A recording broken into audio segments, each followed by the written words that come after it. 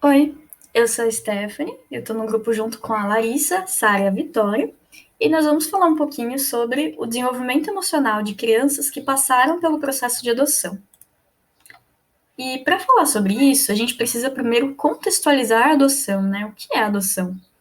Então, segundo Pereira e Azambuja, e essa é uma referência de 2015, a adoção seria uma forma de permitir às crianças que não puderam ser criadas pelos pais consanguíneos, né, os pais biológicos, de encontrarem uma nova família.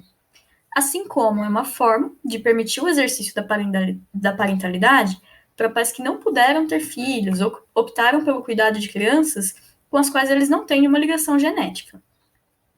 Nós sabemos, e também são dados da literatura, que a separação da família consanguínea e a transição de um local de convivência para o outro, né? Então, de repente, da família de origem para a família extensa ou para uma instituição de acolhimento, é um processo muito angustiante, muito dolorido para a criança.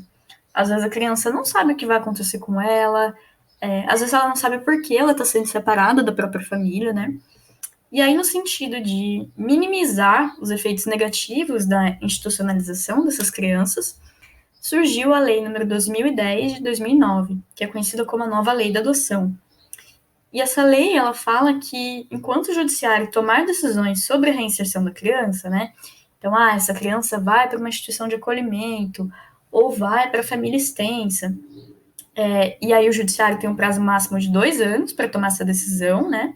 Até pensando no bem-estar da criança e não demorar muito tempo, né, para ficar nesse processo. A criança tem o direito de ficar ou com a família de origem ou com a família extensa. E aí, falando um pouquinho mais sobre a adoção no Brasil, né? Segundo o Conselho Nacional de Justiça, e também são dados de 2015, podemos verificar uma preferência por um determinado perfil de crianças com relação à idade e a tom de pele. Então, com relação à idade, crianças de no máximo 3 anos têm mais chance de serem adotadas do que crianças mais velhas. E com relação ao tom de pele, crianças brancas também têm mais chances de serem adotadas. Então, a gente sabe, né, que a idade ela está diretamente relacionada com a chance de adoção, e a idade também está relacionada, às vezes, com o tempo que a criança foi privada do convívio familiar. Né? Às vezes, uma criança que é mais velha pode ser que esteja mais tempo ali na instituição de acolhimento. Não necessariamente, mas a gente sabe que acontece. E esse tempo em que ela foi privada do convívio familiar, né, vai ter impactos no desenvolvimento emocional dessa criança. A gente vai falar um pouquinho mais sobre os impactos no desenvolvimento emocional agora. Oi, gente, falando um pouquinho mais sobre o desenvolvimento emocional dessas crianças, as características psicológicas que envolvem as crianças e adolescentes que passam pelo processo de adoção tardia são reflexo de seus históricos de vida, dos quais a maioria é marcada por uma bagagem emocional já violada, com rupturas, negligências, violações, abusos e abandono pela família biológica. A criança passa por um breve ou longo período na instituição de acolhimento, onde se depara com novas pessoas e regras e precisa se vincular novamente a outras crianças e cuidadores. Essas crianças muitas vezes experimentam o sentimento do abandono e passam pela necessidade de adquirirem resiliência. Já no momento em que a criança é encaminhada a uma nova família, ela passa pelo processo de desvinculação da instituição e estabelece uma nova vinculação, agora com a família adotiva. Ao se deparar com uma nova família, a criança precisa ter capacidade de resiliência com o apoio de adultos para conseguir conviver com novas pessoas, mudar de comportamentos e mentalidades, superar conflitos e ter liberdade emocional. A adoção tardia é complexa, mas pode gerar efeitos positivos sobre o desenvolvimento de crianças, mesmo em casos de crianças que sofreram negligências e abusos extremos no início da vida. Em relação aos fatores protetivos, a gente pode citar aqui a preparação dos futuros pais através de cursos preparatórios, livros, artigos e vídeos são ótimas estratégias para afindar preconceitos e crenças distorcidas presentes na sociedade, até mesmo entre futuros pais, a respeito da adoção, além de preparar esses pais para os possíveis desafios que eles vão enfrentar. A rede de apoio também se configura como um fator protetivo. É importante que os avós, tios, primos e amigos próximos adotem a criança juntamente com o casal ou com o adotante, porque além de serem um apoio emocional durante todo o processo, a família e o círculo social mais próximo autoriza os pais a inserirem a criança na história e na genealogia familiar.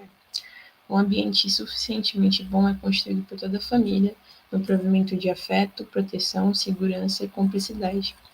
Desse modo, a nova família deve se tornar um porto seguro para o filho, ser persistente, investir tempo, ouvi-lo, conquistá-lo, ser firme e ao mesmo tempo amoroso.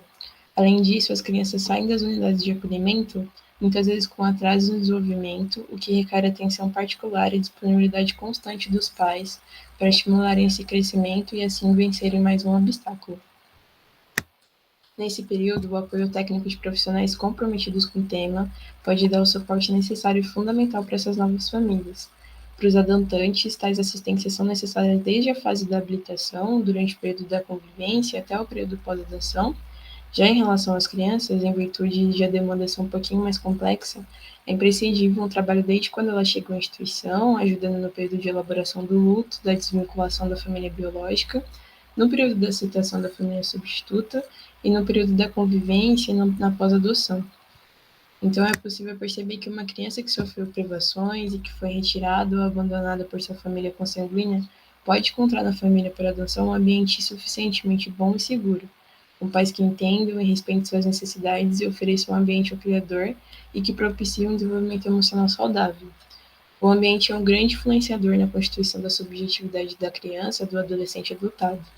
Então, a família precisa de preparo para receber o novo integrante familiar, assim como a criança também necessita de preparo para sair de uma instituição de acolhimento e adentrar uma nova família, sendo que muitas vezes um acompanhamento psicológico após a adoção ter ocorrido pode ser necessário e muito bem-vindo para auxiliar na criação de um espaço em que possa ser estabelecida uma relação de confiança e reciprocidade entre os pais e os filhos. Podem existir diferentes motivos que levam um casal a adotar uma criança, como questões de infertilidade, pais que afirmam que sempre pensaram em adotar, a morte de um filho biológico, o desejo de cuidar de uma criança abandonada, o desejo de ter filhos quando já não é mais possível biologicamente, o parentesco com pais biológicos que não podem cuidar da criança, pessoas que não possuem um parceiro, mas mesmo assim querem exercer a maternidade ou a paternidade, o medo de uma gravidez, o argumento de que é melhor adotar uma criança do que colocar mais crianças no mundo. Né? Para que ocorra uma adoção, né, com uma boa preparação psicológica, recomenda-se que os futuros pais adotivos possam discriminar com clareza o que os mobiliza a adotar uma criança. Né? Diversas motivações expressam pensamentos conscientes e fantasias inconscientes que podem representar futuros entraves no relacionamento com a criança.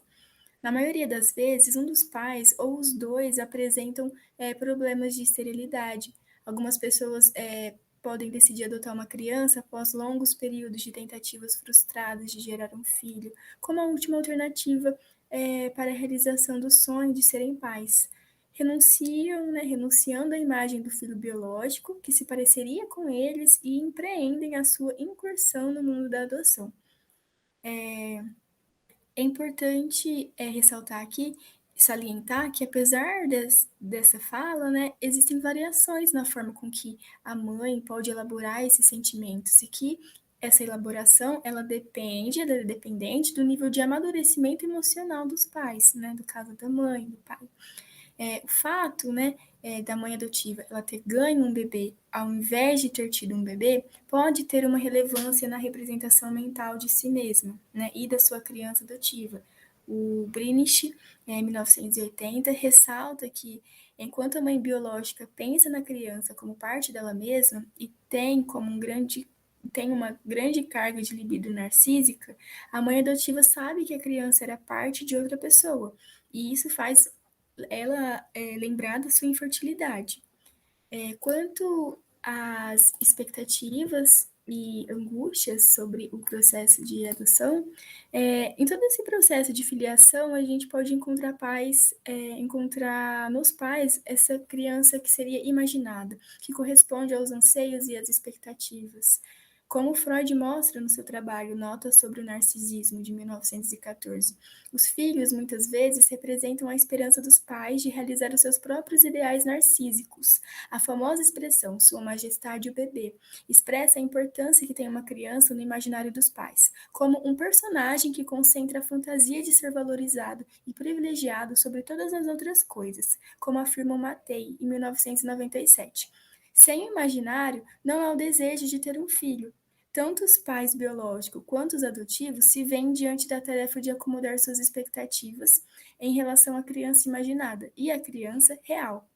Os pais adotivos, eles podem se defrontar com uma tarefa mais árdua no sentido de absorver as diferenças em relação àquilo que esperavam de seu filho, em função das características peculiares da situação de adoção. Fatores como a falta de vínculo genético, a impossibilidade de ter acompanhado a criança desde o seu nascimento, as fantasias em relação às características de seus pais biológicos, as diferenças étnicas, entre outros, podem dificultar essa acomodação.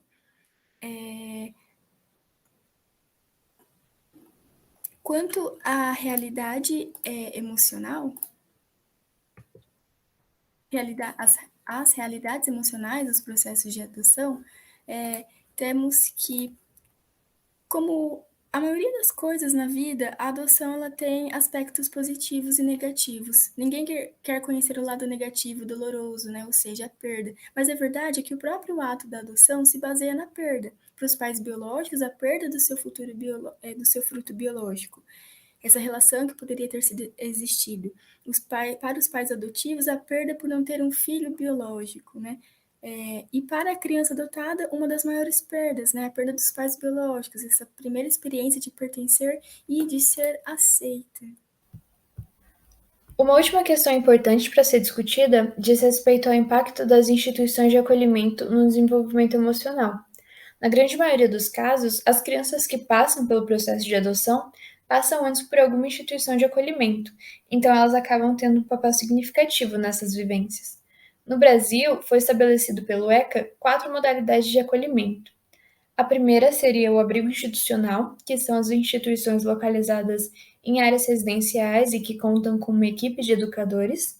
A segunda seria a Casa-Lar, que são os serviços de acolhimento provisório para crianças e adolescentes sob medida protetiva de abrigo e que contam com um educador residente e são estruturados para um número menor de crianças. O terceiro seriam os serviços de acolhimento em famílias acolhedoras, que é uma modalidade pouco explorada no Brasil, mas que consiste basicamente no acolhimento temporário na casa de famílias cadastradas, sendo principalmente adequado às crianças com possibilidade de retorno à família de origem. A gente deixou aqui de recomendação a série The Fosters, que trata bastante sobre essa modalidade de acolhimento.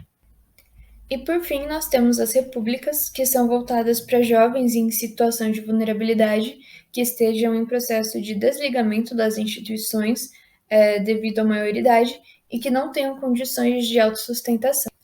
Na teoria, as instituições de acolhimento foram criadas para serem um local temporário de transição entre a retirada da criança da sua família consanguínea e a realocação dela para uma família adotiva ou a reintegração familiar quando possível.